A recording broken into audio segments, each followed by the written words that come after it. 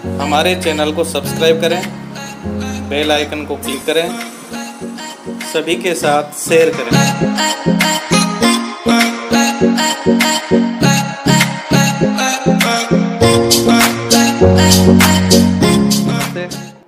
Maths class में आप सभी विद्यार्थियों का फिर स्वागत है। इससे पिछले वीडियो में मैंने बहुत सारे नियम बताए थे, 3 नियम बताए थे। द्विघात समीकरण की हमने चर्चा की थी। द्विघात समीकरण का मानक रूप, द्विघात समीकरण कितने प्रकार के होते हैं, और फिर द्विघात समीकरण को हल करने की विधियां। और उसमें मैंने 2 चीज़ें आपको बताई थी कि अगले वीडियो में हम 2 चीज़ों पर चर्चा करेंगे। एक तो प्रश्न आता है कि द्विघात समीकरण के मूलों की प्रकृति की पहचान कीजिए, और एक आता है पूर्ण वर्ग बनाकर हल कीजिए। तो दोनों के लिए देखो अपन चर्चा कर रहे हैं। सबसे पहले मैं इसमें ले रहा हूं कि अगर हमारे से ये पूछा जाए कि द्विघात समीकरण के मूलों की प्रकृति की पहचान कीजिए तो कैसे करेंगे। तो यहां मैं लिख रहा हूं द्विघात समीकरण के मूलों की प्रकृति की पहचान करना। कैसे करें कि मूल की प्रकृति क्या होगी। बड़ा इजी है, ध्यान से देखना, समझ में आ जाएगा। देखिए, पिछले वीडियो में हमने एक श्रीधराचार्य सूत्र यानी द्विघाती सूत्र पढ़ा था। x बराबर -b plus minus under root b square minus 4ac बटा 2a। ये द्विघात समीकरण को हल करने की मास्टर चाबी होती है। हर प्रकार का द्विघात समीकरण इससे हल होता है। अगर हमें द्विघात समीकरण को बिना हल किए मूलों के प्रकृति, यानी यहाँ पर द्विघात समीकरण में जो हल होता है उसको मूल कहते हैं, तो जो 2 मूल मिलेंगे उनकी प्रकृति कैसी होगी उसकी पहचान देखो। यहाँ अंडर रूट में लिखी हुई संख्या बताएगी, b स्क्वायर माइनस 4ac। इसको विवेचक के नाम से जाना जाता है या विविक्तिकर कहते हैं, कैपिटल D से रिप्रेजेंट करते हैं। जैसे लाइट की पहचान टेस्टर से होती है, वैसे ही मूलों की प्रकृति की पहचान विवेचक से होगी। तो इसके लिए हम क्या करेंगे, देखिए, इसके लिए एक तो देखो आपको द्विघात समीकरण का मानक रूप पता होना चाहिए, जो होता है ax square plus bx plus c बराबर 0। जो भी द्विघात समीकरण हमें दिया हुआ होगा उस द्विघात समीकरण की हम मानक रूप से तुलना करेंगे। तुलना करते हैं हमारे पास a, b और c का मान प्राप्त हो जाएगा। पहला ये काम करना है।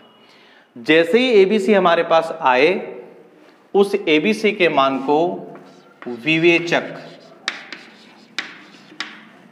विविक्तिकर भी कहते हैं, जिसको D से रिप्रेजेंट करते हैं, और ये होता है b स्क्वायर माइनस 4ac। इसके अंडर रूट नहीं लगाएंगे।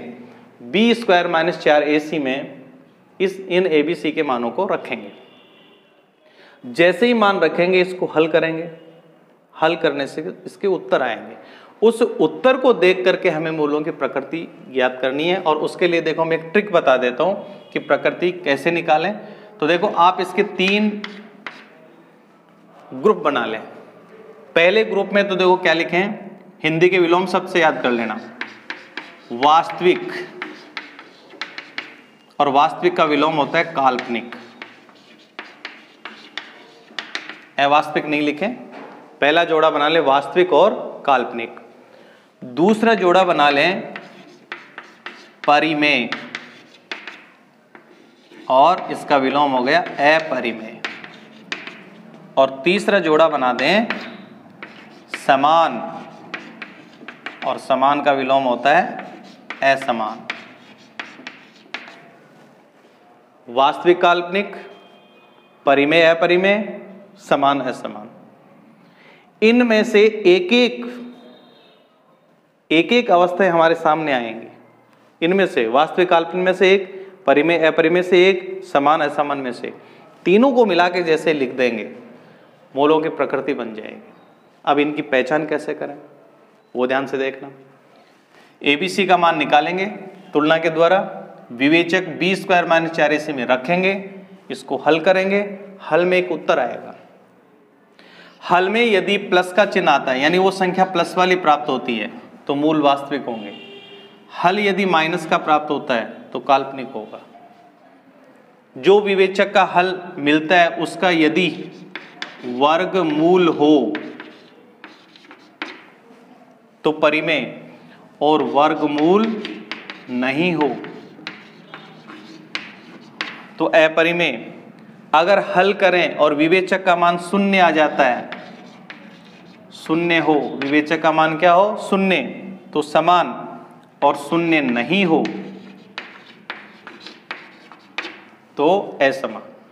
तो इसका मैं देखो एक एग्जांपल ले रहा हूं, एबीसी का मान नहीं लिख रहा, केवल ये बता रहा हूं कि जैसे विवेचक है उसको हमने हल किया, बी स्क्वायर माइनस 4ac, इसमें एबीसी का मान रखा और मान लो हमारे पास आ गया माइनस के 49। एग्जाम्पल ले रहा हूं केवल, माइनस के 49 आ गए, तो मूलों की देखो प्रकृति कैसे निकलेगी, मूलों की प्रकृति। वैसे तो प्रश्न को लेकर के हल करेंगे तब सारी बात समझ में आ जाएगी, ऐसे ले रहा हूं मैं एक एग्जाम्पल। मान लो विवेचक को हल किया और माइनस 49 उसका हल निकल गया, तो देखिए इसमें चिन्ह कैसा आया, माइनस। माइनस का मतलब मूल होंगे काल्पनिक, तो वास्तविक काल्पनिक में से ले लिया काल्पनिक, कॉमा 49 का वर्गमूल होता है, वर्गमूल हो तो इसमें से कौन सा आएगा, परिमेय, परिमेय। और देखें यहां पर माइनस 49 आ गया, विवेचक का मान शून्य नहीं आया, शून्य आता तो समान, शून्य नहीं आया तो क्या होगा, असमान, तो यहां लिख देंगे असमान। तो बताइए मूल की प्रकृति क्या बनी, काल्पनिक, परिमेय, असमान। और यदि मान लो ये प्लस का 49 हो जाता तो केवल यहां क्या होता, वास्तविक हो जाता, प्लस के कारण मूल वास्तविक हो जाते, 49 का वर्गमूल होता है, परिमेय हो जाता, और शून्य नहीं आया, असमान हो जाता। लेकिन मान लो 8 आ गया, तो प्लस के 8 हैं तो मूल वास्तविक होंगे, 8 का वर्गमूल नहीं होता है, अपरिमेय होगा, शून्य नहीं आया, असमान होगा।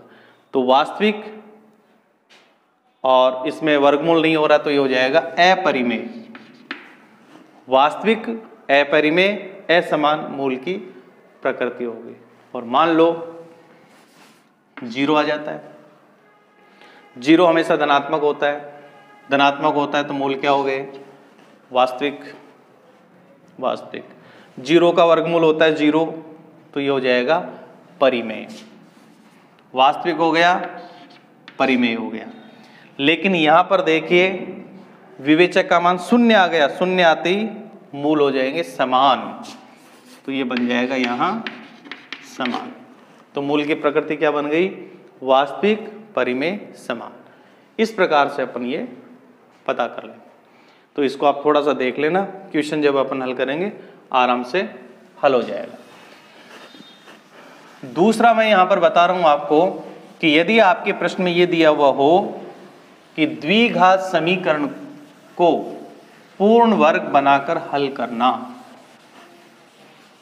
हल कीजिए, तो देखिए पूर्ण वर्ग कैसे बनता है, वो मैं कुछ स्टेप यहां लिखवा रहा हूं, तो यहां आप ध्यान से समझें।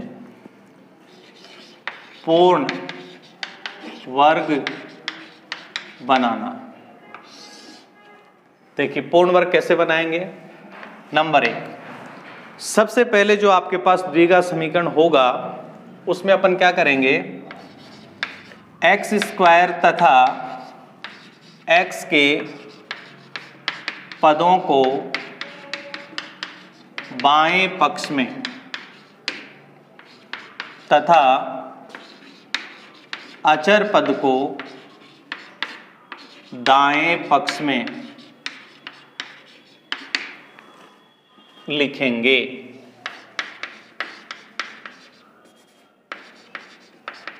ऐसा कब होगा, यानी हमें पक्षांतरण करना है, यानी अपन क्या करेंगे, एक्स स्क्वायर और एक्स के पद को बाएं पक्ष में रख लेंगे और अचर पद को पक्षांतरण करके दाएं पक्ष में ले जाएंगे। पहला ये काम करना है। दूसरे नंबर पर एक्स स्क्वायर के गुणांक का दोनों पक्षों में भाग देंगे। अक्स स्क्वायर का गुणांक 1 है तो भाग देने की जरूरत नहीं। मान लो 3 आ गया तो जितने भी पद हैं दोनों पक्षों में 3 का भाग दे देंगे। 4 है 4 का भाग दे देंगे। जैसे ही भाग देंगे तो हमारे पास समीकरण 1 प्राप्त हो जाएगा। जब अक्स स्क्वायर का गुणांक 1 हो जाता तब हम उसको समीकरण नंबर 1 लिखेंगे। अब इसका जो तीसरा नियम है ये इसका हार्ट है, मेन चीज यही है। अब तीसरे नंबर पर अपन क्या करेंगे, 3 काम करने हैं। x का गुणांक देखेंगे कितना, वो यहां लिखेंगे।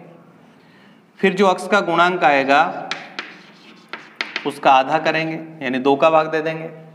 फिर जो ये संख्या बनेगी उसका वर्ग करेंगे।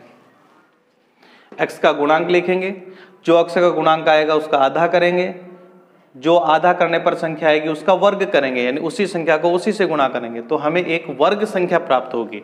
तो जो वो वर्ग संख्या प्राप्त होगी उस प्राप्त वर्ग संख्या को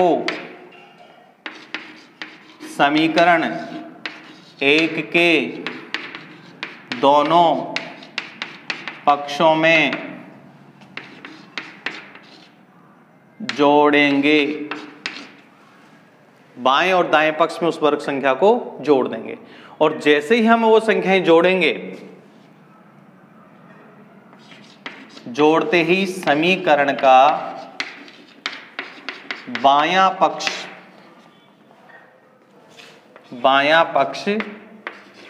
पूर्ण वर्ग बन जाएगा। और जैसे ही बायां पक्ष पूर्ण वर्ग होगा आगे हम वर्गमूल विधि से